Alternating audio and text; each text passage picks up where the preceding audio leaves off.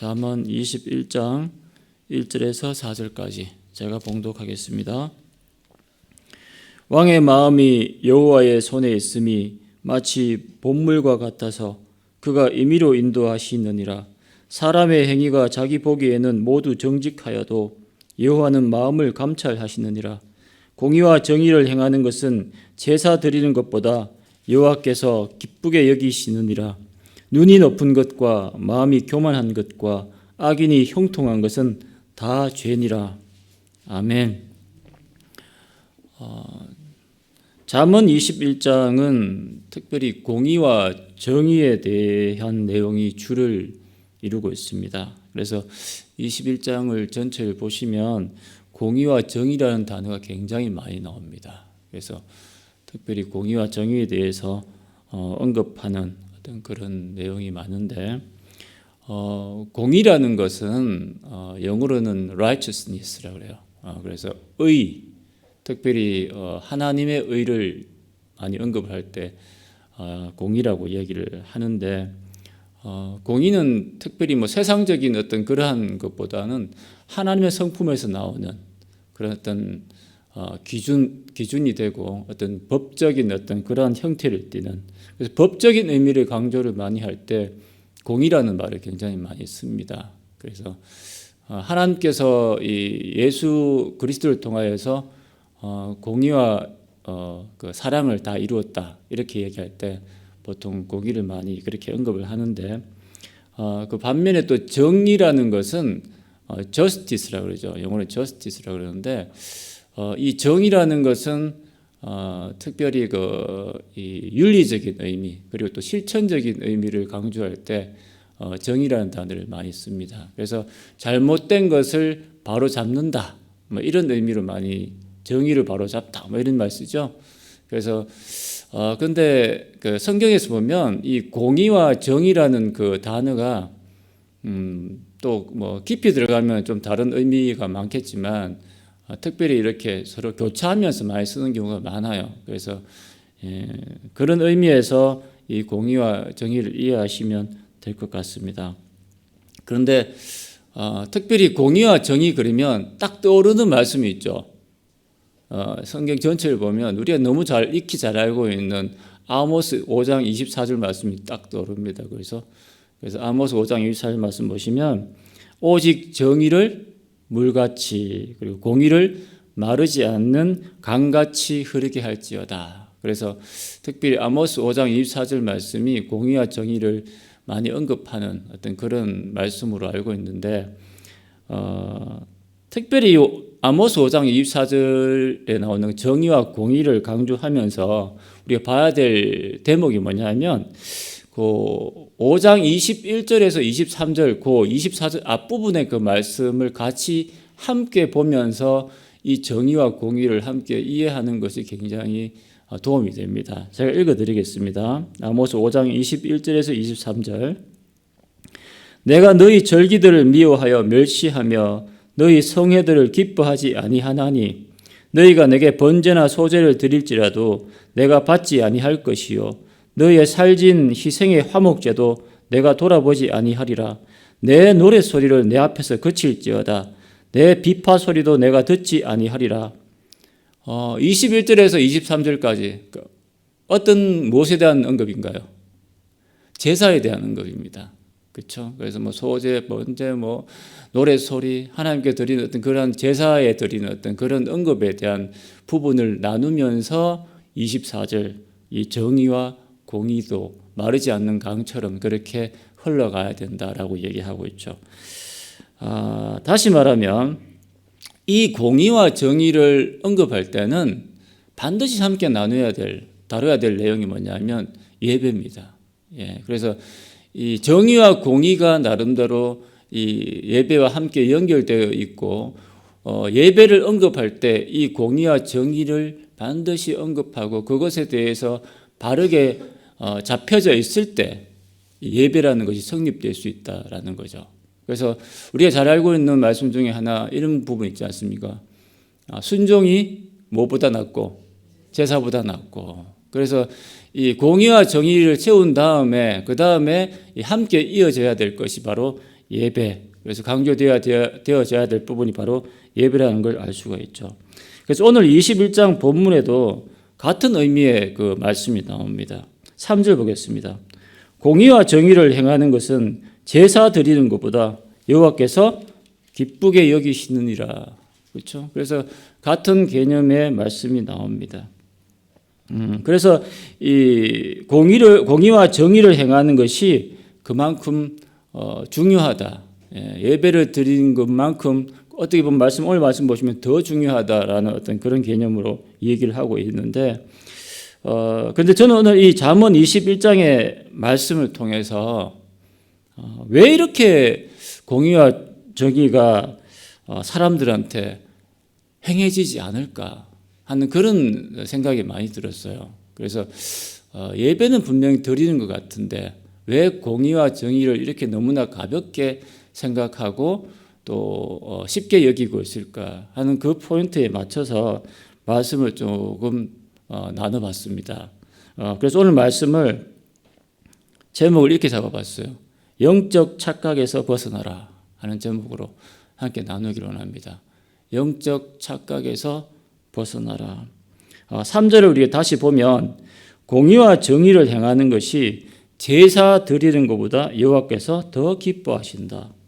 자, 그러면 이 수신자의 그 수신자는 제사를 드리는 자입니까? 완전 불신자입니까? 제사를 드리는 자죠. 오늘날로 말하면 예배를 드리는 자입니다. 분명히 하나님께 예배를 드리는데 공의와 정의를 조금 더 가볍게 쉽게 여기는 사람들. 어떻게 보면 잠언 말씀을 보시면 굉장히 이 공의와 정의를 제대로 행하지 않는 그런 사람들로 여겨질 수 있는 거죠. 그럼 왜 이들이 예배는 드리면서도 공의와 정의는 굉장히 가볍게 여기고 있을까? 하나님을 덜 사랑했을까요? 아니면 하나님의 말씀을 무시해서 많은 생각들을 할 수가 있겠죠. 바로 이 포인트가 굉장히 중요하다고 생각됩니다. 저는 2절이 키가 되지 않을까라고 생각됩니다. 2절이 바로 어떤 말씀이냐면 사람의 행위가 자기 보기에는 모두 정직하여도, 그렇죠. 내가 볼 때는 나는 제대로 하고 있다고 생각하는 거예요. 내가 볼 때는 정직하고 하나님 앞에 바르게 살고 있다라고 생각하는 거예요. 그래서 하나님께 영광을 돌리고 있다고 생각하는 거예요. 이들은 하나님을 사랑하지 않는 게 아닙니다. 하나님을 나름대로 사랑을 해요. 하나님을 위해서 살고 있다고 자기 스스로들은 자기 체면을 걸고 그렇게 살아가고 있는지 모른다는 얘기예요. 그래서 제사도 드리고 있잖아요. 예배 드리고 있잖아요. 하나님께 나아가고 있잖아요. 그런데 공의와 정의는 아주 쉽게 생각하고 자기 나름대로 자기만의 그러한 공의와 정의를 시행하고 있는 그런 사람들이라는 거죠. 이것이 바로 자기 착각이라는 겁니다. 자기 본인 스스로는 그런 착각을 하고 있는 거예요. 1절 말씀 보시면 왕의 마음이 여호와의 손에 있음이 마치 봇물과 같아서 그가 임의로 인도하시느니라. 마찬가지죠. 강물이 자기 마음대로 그냥 흘러가는구나.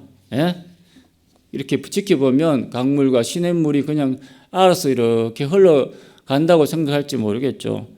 우리가 이렇게 세상 통치자들 보면은 자기 멋대로 통치하고 공의와 정의가 세워지지 않는 것처럼 그렇게 여겨질 때도 있고, 그런데 이 1절 말씀을 보시면 농부가 농사를 지을 때 수로를 어떻게 막느냐에 따라서 물길이 수로가 방향이 바뀌죠. 마찬가지라는 거죠. 통치자 위에 그 통치자가 있음을 제대로 알고 있어야 된다 하는 얘기입니다. 우리가 그러한 어떤 착각에 빠지면 안 된다라는 거죠. 어떤 공의와 정의가 이루어지지 않는 것 같은 세상 속에 살고 있고 통치와 멋대로 행하고 있는 것 같은 그런 느낌이 들지 모르겠지만 그런 착각하지 말아라. 하나님께서 그 모든 수로를 인도하듯이 그 모든 통치자들을 자기 손아래 쥐고 있다는 걸 분명히 알고 있어야 된다는 얘기입니다. 그리고 특별히 자기 영적인 착각에 빠진 대표적인 사람들이 누굽니까? 바로 바리새인들입니다. 바리새인들은 어떻습니까? 그들은 하나님을 사랑한다. 하나님의 뜻을 세운다. 하나님을 위해서 산다고 자기 나름대로는 생각을 했습니다. 그래서 누가복음 18장 9절에서 14절 말씀 보시면 두 사람이 성전에서 기도하는 장면이 나오죠. 바리새인과 세리가 기도를 하는데 바리새인은 이렇게 기도합니다. 자신은 토색, 불의, 간음을 하지도 아니하고 옆에 세리와도 같지 아니하고 일회에 2번씩 금식하고 소득의 11조도 꼬박꼬박 하나님께 드리고 있습니다. 이렇게 기도를 하는데 세리는 멀찍이 서서 하늘을 쳐다보지도 못했다는 거예요. 하늘을 쳐다보지도 못한 채 가슴을 치면서 하나님이여 불쌍히 여기십시오. 나는 죄인입니다. 이렇게 기도를 했다는 거예요. 이 기도의 내용이 이 그 구절을 보시면 이렇게 말씀하고 있어요. 또 자기를 의롭다고 믿고라는 말씀이 나와요. 바리새인은 자기 스스로는 의롭다고 정직하게 하나님 앞에 바르게 살아가고 있다고 믿고 있었다는 얘기죠. 바로 영적인 착각에 빠져 있었다는 얘기입니다. 자기 보기에는 문제될 게 하나도 없다. 난 너무너무 열심히 하나님께 나아가고 있고 하나님을 섬기고 있다라고 생각했다라는 거죠. 이러한 영적 착각이 낳은 결과가 뭡니까? 예수님을 죽였지 않습니까? 하나님의 영광을 위하여 예수님을 십자가에 못 박아 죽였잖아요. 그리고 우리가 잘 알고 있는 스데반을 돌로 쳐 죽였잖아요. 바울이 예수님을 만나기 전에 어땠겠습니까? 다메섹에 예수쟁이들 다 잡아 죽이겠다고 막 씩씩대면서 뛰어갔던 그 이유가 뭡니까? 하나님의 영광을 위하여 자기 나름대로 그 공의와 정의를 세우기 위해서 하나님을 위해서 그 모든 것들을 한다고 착각했지 않습니까? 이것이 굉장히 무서운 거거든요. 요즘 그 미얀마 사태를 한번 보십시오. 그 수많은 어린 사람들과 국민들이 총칼에 이렇게 죽어나가도 군부 세력들이 전혀 눈 하나 깜짝 안 해요. 왜냐하면 그들은 그들 나름대로의 어떤 공의와 정의를 지킨다고 생각하기 때문에 그렇습니다. 그렇지 않습니까? 나는 이 백성들, 이 국민들을 위해서 이러한 쿠데타를 일으켰고 이러한 것들을 통해서 국민들을 제대로 한번 이끌어 보겠다. 행복한 인생으로 이끌어 보겠다라는 그런 명분 아래에서 그들은 공의와 정의, 우리가 생각하는 그런 공의와 정의를 군홧발로 다 짓밟아 버렸죠. 그런데 그들은 전혀 양심의 거리낌 하나 없이 그 어린아이들을 목숨을 앗아가고 있다 이 얘기입니다. 이게 무서운 거예요. 하나님의 뜻을 제대로 분별하지 못하고 자기 뜻, 자기 의를 세우면서까지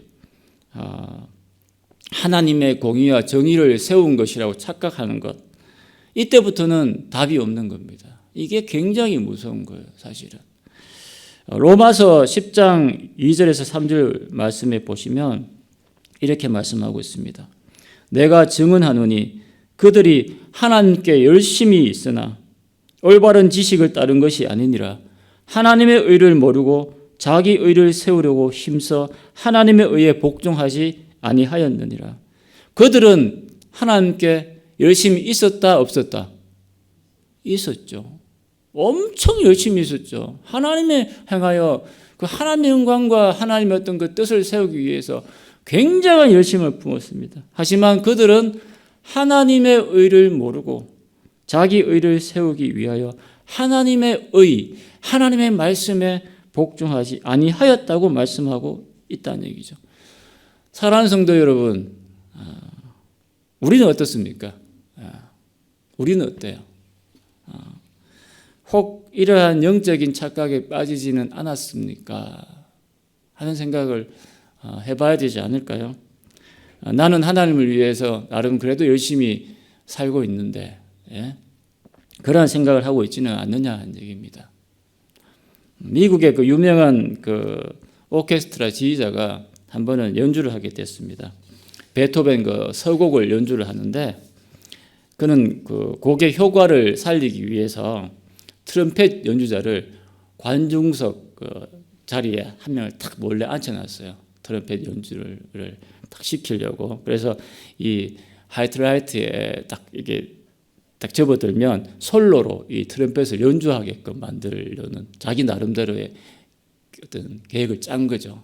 그래서 막 열심히 지휘를 막 하다가 하이라이트의 부분에 그 트럼펫 연주 부분이 탁 되었을 때 탁 갑자기 뒤돌아서 가지고 이 관람객을 향해서 손을 흔들었어요. 막 지휘를 했어요.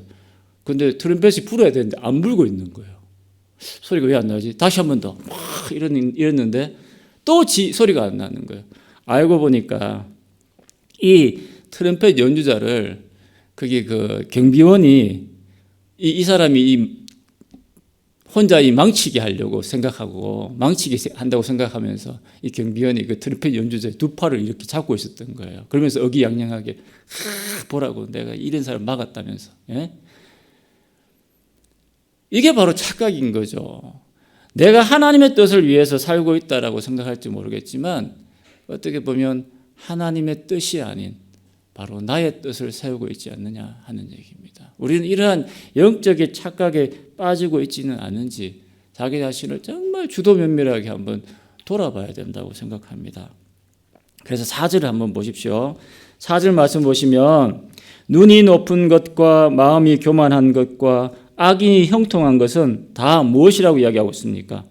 죄다라고 얘기를 하고 있죠. 명백하게 죄라고 말씀해 주고 있습니다.